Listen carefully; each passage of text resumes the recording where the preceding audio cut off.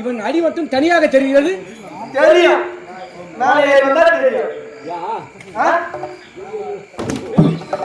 என்ன பஸ் ஸ்டாண்ட்ல வித்த காட்டு கொண்டாண்டீங்களாடா? இல்ல இல்ல, பஸ் ஸ்டாண்ட்ல வித்த காட்டல, நடுரோட்ல வித்த காட்டுங்கறா. நமச்சிவாயா எப்படி சொல்ற? ஓம் நமச்சிவாயா, ஓம் நமச்சிவாயா. எதல போட்டு அடிக்க போற? தேடி போற நமச்சிவாயா. என்னடா அப்படி சொல்ற? ஓம் நமச்சிவாயா. வாங்க பூராடா அது. அப்புறம் எதல பூரா? எதல பூரா? எதல பூரா? எதல பூரா? அரகர சிவனே அண்ணாமலையே,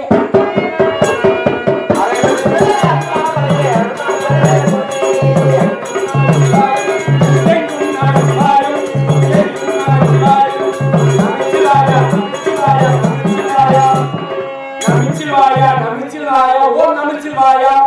எதுல நமக்குடா? எதுல நமக்கு? நமச்சிவாயா. எதுல நமக்கு? எதுல நமக்கு?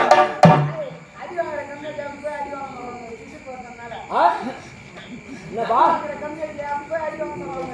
அடிக்கிற கம்மாடி ஒழுங்கா அடிச்சு வேண்டாம் பிசுறு.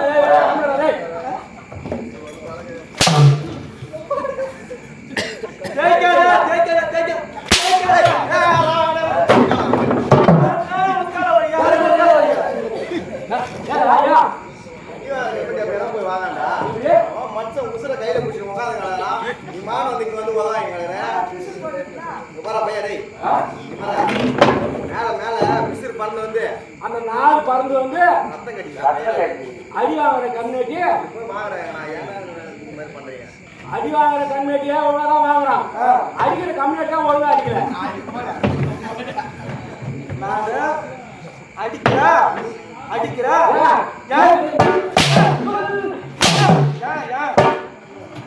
நாள் பறந்து வந்தா ரத்தம் கட்டிக்கிச்சு, நாள் பறந்து வந்தா சரி. நாள் பறந்து வந்த ரத்தம் கட்டிச்சு. எப்படி ரத்தம்? ஈடு வர பஞ்சாயத்து தீர்த்துட்டு வர. உனக்கு ரத்தம் இப்ப எப்படி கட்டுது பாரு.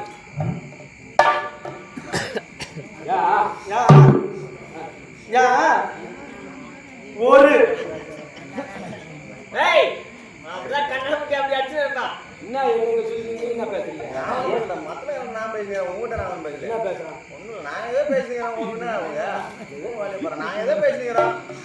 அவரு புறம்போக்கா? அவரு புறம்போக்கா? அடி வாங்குற கம்பெனி ஒழுங்கா வாங்குறான், அடிக்கிற கம்பெனி ஒழுங்கா அடிக்கிறான். அவர் புறம்போக்கா? புறம்போக்கா அவரு? அவரா? அவர் புறம்போக்குன்னு சொல்றியா? காய்ச்சல தான் பூத்தல. அவனுக்கு பெருமை சொல்றேன் கேளு.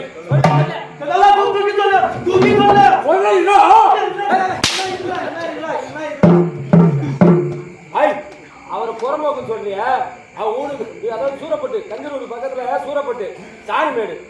அவ ஊரு 3 கிலோமீட்டர் ஏறி ஏற போடு. 630 பரமரம். யாருக்கு? இந்த கம்யூனிட்டி தான்.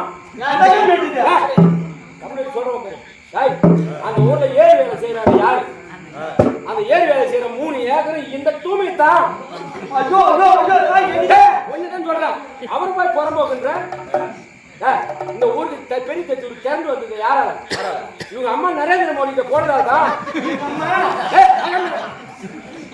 அவரை போய் புறம்போக்குன்ற அவரை புறம்போக்கு அவனுக்கு தெரியும்.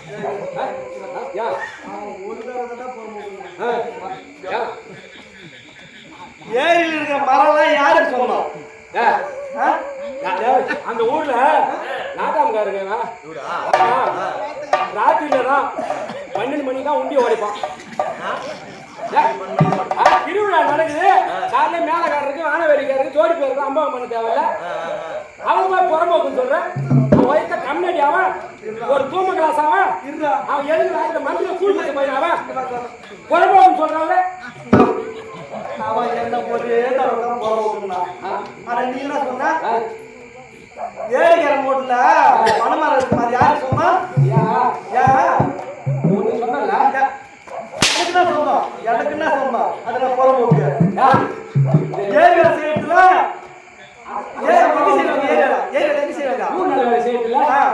அம்மா நரேந்திர மோடி போறாங்க. எங்க அம்மா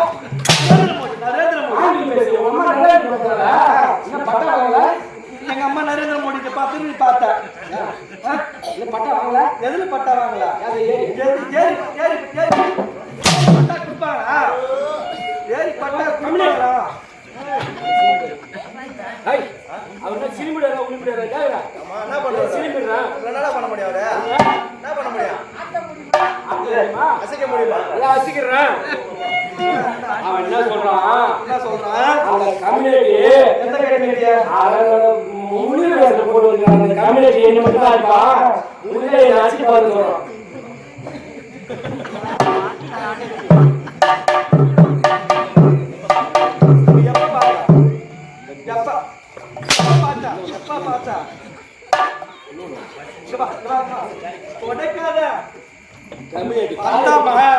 தட்டு சோறு தாளம் போட்டோமா அதோட போனோம் வீட்டுக்கு போனோம்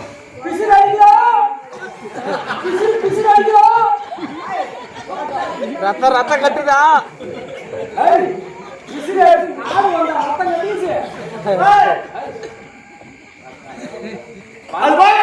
டிகிரி முடிச்சுக்கிறான் 3 டிகிரி முடிச்சுக்கியா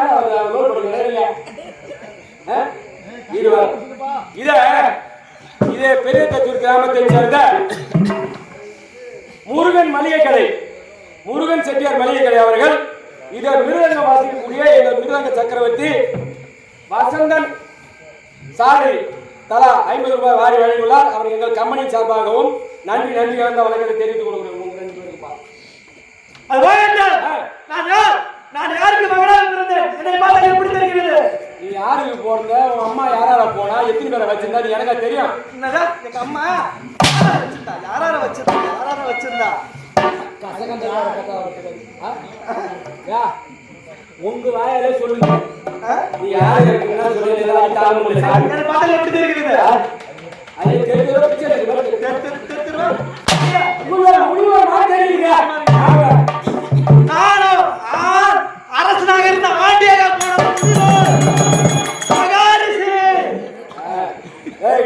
விஜயகுமார் சொல்லிட்டு அவன் பங்காளி எல்லாம் வந்திருக்கிறான். விஜயகுமார் வந்து பங்காளி தான் 2 பேருமே. ஆமா போட அண்ணன் காலையில வருவோம் போ போடா அவன் பங்காளி அப்படியா மச்சான் மச்சான் என்ன பண்ணுவேன் கல்வி சொல்லணும்னா சொல்லணும் 24 வயசு தான் ஆகுது. 24 வயசு தான் ஆகுது. இவரு 3 டிகிரி முடிச்சிருக்கிறார். ஓம் சக்தி மேலே நாடக மன்றத்துல இங்க பாத்தீங்கன்னா பெருமைக்கு சொல்லல எல்லாமே அதே பசங்க தான் போட்டுக்கிறோம். ஏன்னா சிறப்பான நாடகம் நடக்கிற தம்பி 3 டிகிரி முடிச்சிருக்கிறாரு. 2 டிகிரி தான் முடிச்சிருக்காரு. எல்லாம் சின்ன பசங்களா போட்டுருக்காரு. கம்யூனிட்டி 4 பாட்டு எழுதி கொடுத்தனால என்ன போட்டு அடிக்கிறான் சேர்க்கும் போது என்ன சொல்றான் போட்டு அடிக்க சொல்லு. மாமனா இருந்தாலும் வீட்டுக்கு பேசலாம் இது வரைக்கும் நீ யாரு நான் அடிக்கிறவன் ஐயோ சாமி இருந்தே போகட்டும் நீ சொல்லுவோம் வாயில சொல்லு சாமி. அது வேண்டாம்.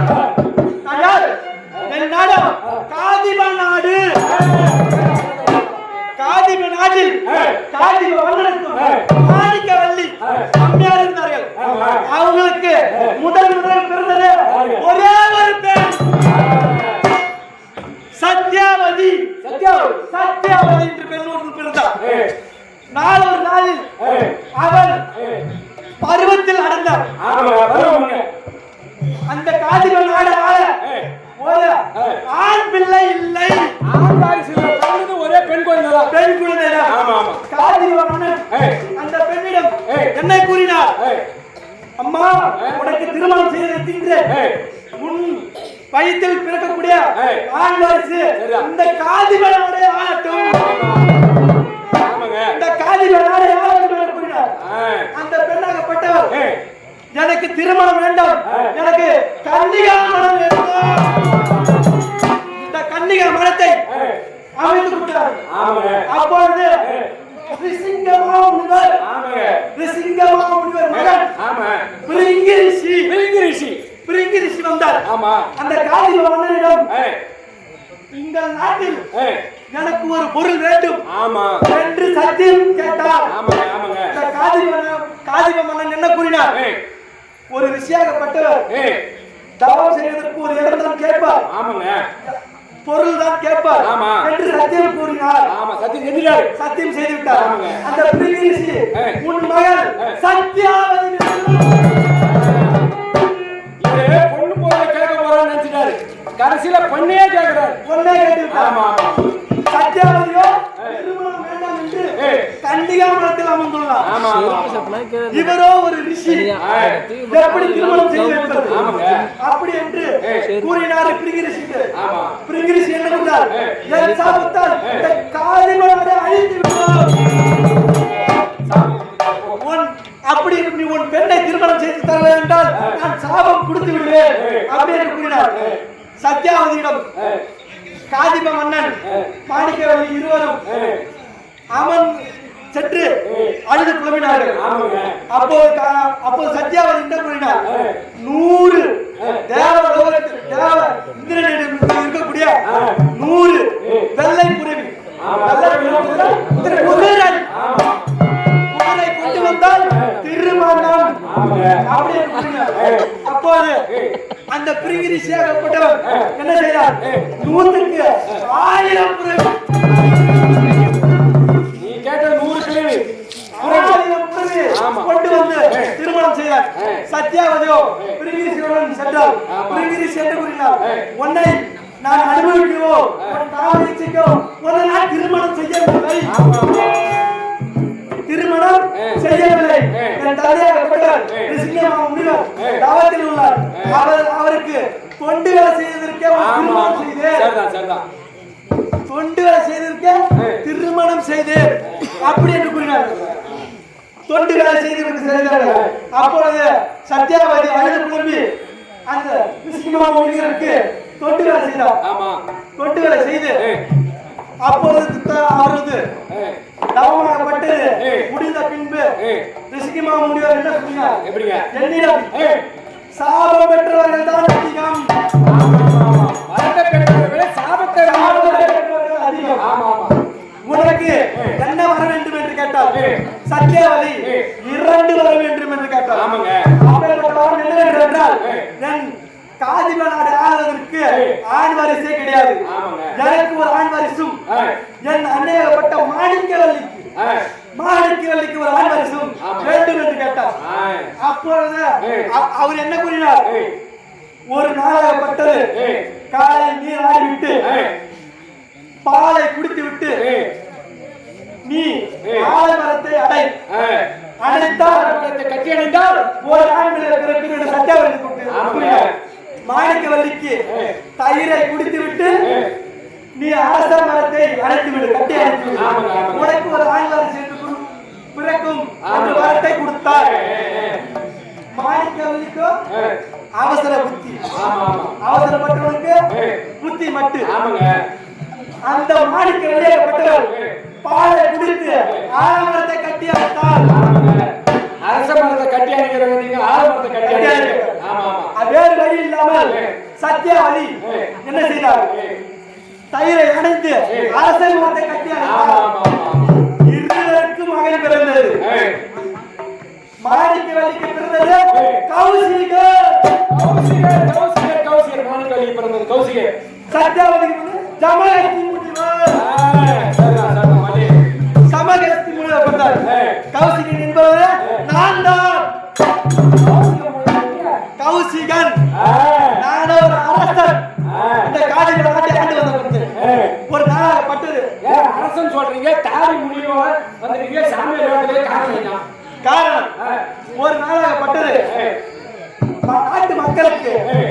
பட்டினியாகப்பட்டது வந்தது.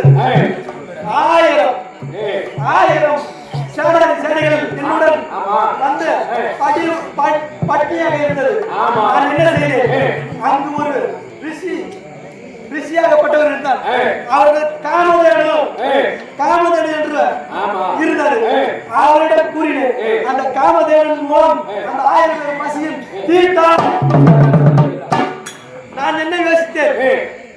இந்த காமதேவன் நம்ம நாட்டிற்கு எடுத்து சென்றால் பசி பட்டினி என்பதே வராது அப்படி என்று கூறி அந்த ரிஷியிடம் நான் காமதேவனை கேட்டேன். அவர் தரை மறுத்தார். நான் அப்போது என்ன செய்தேன்? நீ ரிஷியாக இருப்பதனால் தான் என்னை மறுத்து விட்டார்.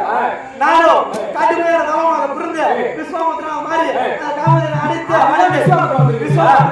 இன்று நாளாகப்பட்டது என்ன செய்ய வேண்டும்? சூரியனுக்கு 12 வருடங்களுக்கு ஒரு முறை ஐக்கிய பூஜை செய்வது வழக்கம். நாளைப்பட்டது வந்துவிட்டது. செய்யணும்.